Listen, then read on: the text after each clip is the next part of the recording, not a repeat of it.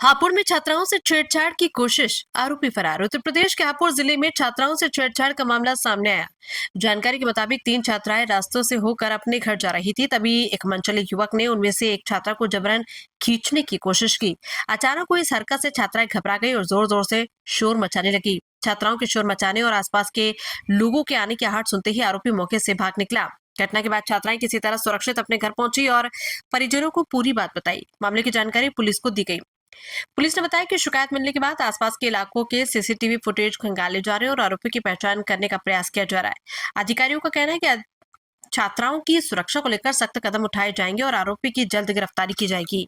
इस घटना से इलाके में लोगों में आक्रोश है। स्थानीय लोगों ने पुलिस से क्षेत्र में गश्त बढ़ाने और स्कूल कॉलेज के आसपास सुरक्षा व्यवस्था मजबूत करने की मांग की है, ताकि भविष्य में इस तरह की घटनाएं दोबारा न हो।